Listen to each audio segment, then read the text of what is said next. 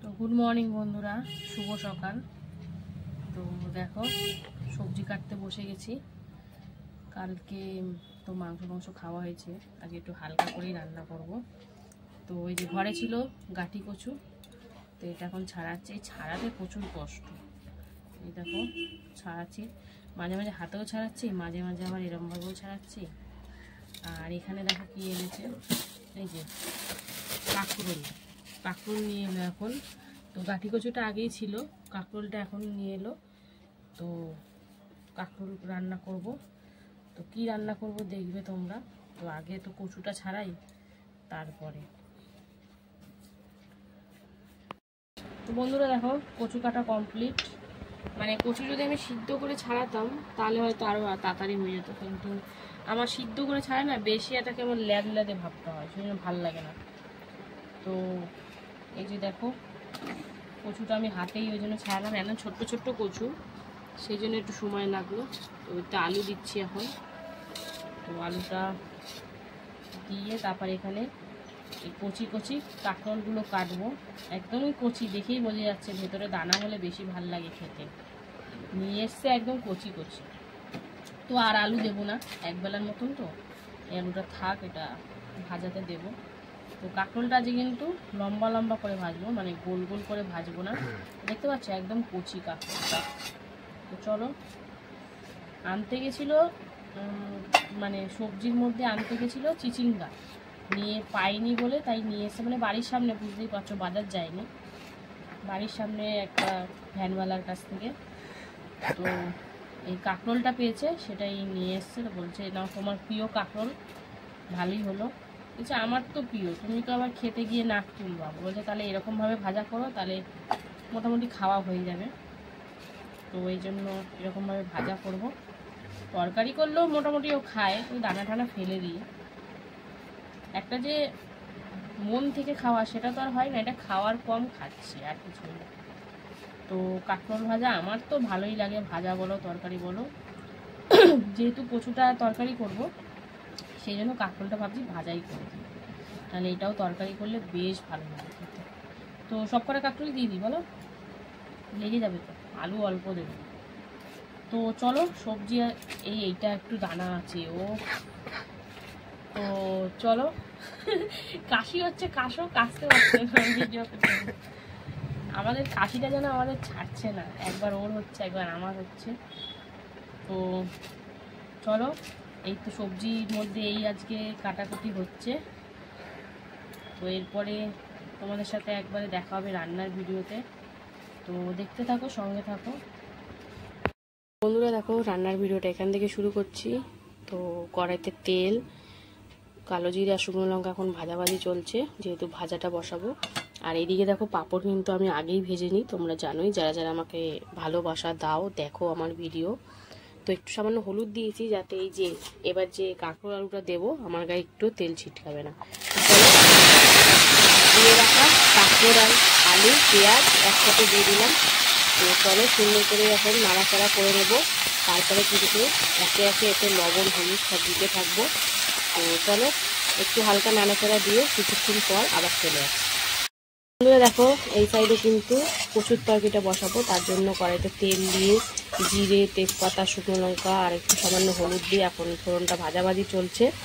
তারপরে কিন্তু কচুটা দিয়ে দেবো। আর এইদিকে দেখো এখনও কিন্তু কাঁকরোল ভাজা হচ্ছে, লবণ হলুদ আর একটা কাঁচা লঙ্কা দিয়ে দিয়েছি। তো এটা সুন্দর করে লাল লাল করে ভেজে নেবো। সেরকম কিছুই আজকে রান্না নেই, একদম সিম্পল রান্না বান্না, সেটাও তোমাদের সাথে শেয়ার করছি, কারণ এটা একটা অভ্যাস দাঁড়িয়ে গেছে, সেই জন্যই। তো চলো এটা ভাজা হোক। আর এইদিকে এখন তরকারিটা মানে সবজিটা দিয়ে ভাজাভাজি করব। তো চলো দিয়ে দিই। এই যে একটু তেল ছিটকালো না, যেহেতু হলুদ দেওয়া ছিল সেজন্য তেল ছিটকালো না। তো তোমরা কিন্তু এটা একবার নিজেদের ওপরে অ্যাপ্লাই করে দেখতে পারো, ভালো সুবিধাই হয়। আমি কিন্তু জল থেকে পুরোই ডাইরেক্ট দিলাম, তো কোনো এখন তেল ছিটকায়নি, হলুদ দিয়েছিলাম বলে। তো চলো একটু হালকা ভাজাভাজি হোক, তারপরে এতে মশলাপাতি অ্যাড করবো। তো সঙ্গে থাকো। দেখো কচু আলুর তরকারি মশলাপাতি সব দিয়ে দিয়েছি, আদা, জিরে, টমেটো, কাঁচা লঙ্কা, লবণ, হলুদ সব দিয়ে কিন্তু এখন হালকা করে কষাকষি চলছে। দেখতেই পাচ্ছ জিরের গুঁড়ো দিয়েছি, আদা ঘষে দিয়েছি, টমেটো একটু ঘষে দিয়েছি, কাঁচা লঙ্কা চিড়ে দিয়েছি। একদম নর্মাল রান্না হবে আজকে, হালকা পাতলা রান্না। আর এদিকে দেখো কাঁকরোল আলু ভাজা কিন্তু প্রায় হয়েই গেছে, নামিয়ে নিলেই চলে, দেখতেই পাচ্ছ। তো রান্না বান্না তো প্রায় মোটামুটি 60% 70% হয়েই গেছে, জাস্ট কষি আলু সেদ্ধর পালা।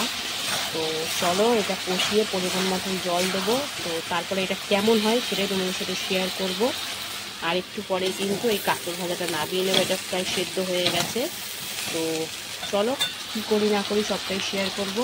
এটা এখন একটু কষিয়ে নিয়ে পরিমাণ মতন জল দিয়ে দেবো সিদ্ধ হওয়ার জন্য। দেখো পরিমাণ মতন জল দিয়ে দিয়েছি, এবার কিন্তু সুন্দর করে সিদ্ধ করে নেওয়ার পালা। তো কাঠি কচুর তরকারি সামান্য একটু ঝোল ঝোলই রাখবো।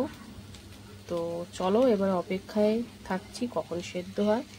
মিনিমাম 7-8 মিনিট মতন লাগবে, একদম ঢাকা দিয়ে লো ফ্লেমে সিদ্ধ করে নেবো। প্রথমে একটু ঝোলটা ফোটার জন্য হাই করে দেওয়া আছে, তারপরে লো করে দেবো। তো এইটা কিন্তু ভাজা কমপ্লিট হয়ে গেছে। তো এবার এইটাকে নামিয়ে নেব, তাহলে একদিকে কমপ্লিট আরেকদিকে হলেই তো পরেই আমার রান্না বান্না শেষ। তো চলো এটাকে নামিয়ে নিই। দেখো কচু আলুর তরকারি কিন্তু হয়ে গেছে। এই দেখো কচু একদম গলে মোম, আর আলু তো তাদের সিদ্ধ হয়ে যাবেই। এবার কিন্তু আমার রান্না প্রায় কমপ্লিট। এই যে গরম মশলাটা দিয়ে, গরম মশলা গুঁড়ো দিয়ে রান্নাটা শেষ করব। তো ভিডিওটা কেমন লাগলো অবশ্যই কমেন্টে জানিও। ভালো লাগলে লাইক কমেন্ট শেয়ার করে ফলো করে সঙ্গে থেকো। তো যদি ভিডিওটা ভালো লাগে পাশে থেকো, আর যারা যারা এখনও ফলো করোনি অবশ্যই ফলো করে নিও। তো এখনের মতন ভিডিও এখানেই শেষ করছি, রান্নার ভিডিও। তো যদি ভালো লাগে পাশে থেকো, আর আবার চলে আসবো দুপুরে খাবার ভিডিও নিয়ে, ততক্ষণের জন্য অপেক্ষায় থেকো। টাটা। হ্যালো বন্ধুরা, শুভ দুপুর। তো প্রতিদিনকার মতো কিন্তু দুপুরের লাঞ্চ তাই নিয়ে চলে এলাম। আজকে বৃহস্পতিবার। তো চলো প্রথমে দেখে নিই লাঞ্চ মেনুতে কি কি আছে। লাঞ্চ থালিতে রয়েছে এখানে দেখো গরম গরম ভাত, তারপরে রয়েছে এখানে কাঁকরোল আলু পেঁয়াজ দিয়ে ভাজা, এখানে রয়েছে গাঠি কচু আলুর একটা সিম্পল তরকারি, রয়েছে পাঁপড় ভাজা, আর করেছিলাম নিম পাতা ভেজে আলু সিদ্ধ দিয়ে মেখেছিলাম। তো কর্তামশাই খাবে না, আর এমনি তো জন্মবার বলে ওকে দিইনি। তো চলো কাঁকরোল ভাজা দিয়ে খাওয়া হচ্ছে এখন। কাঁকরোল দিয়ে পেঁয়াজ দিয়ে আলু দিয়ে ভাজা হয়েছে, তো বেশ ভালোই লাগছিল খেতে। পেঁয়াজ দিলে কিন্তু ভাজাটা বেশি সুন্দর লাগে। তো কর্তামশাই কাঁকরোল ভাজা দিয়ে খাওয়া কমপ্লিট হয়ে গেছে, এবারে কিন্তু কচু দিয়ে খাবে। তো দেখতেই পাচ্ছ ভাতটা একদম ছড়িয়ে নিয়েছে, এবারে কচু আলুর তরকারিটা ঢেলে নিল। কচু আলুর তরকারিতে আদা জিরে কাঁচা লঙ্কা টমেটো দিয়ে করা হয়েছে, আর লাস্টে নামানোর আগে একটু গরম মশলা দিয়েছি, আর জিরে তেজপাতা শুকনো লঙ্কা ফোড়ন দিয়েছিলাম। তো আজকে দুর্ভাগ্যবশত লেবু নেই, লেবুটা থাকলে আরও ভালো হতো। তো কচুর তরকারি একদম হালকা পাতলাভাবে করেছি, আর সাথে তো আমাদের পাঁপড় ভাজা রয়েছে।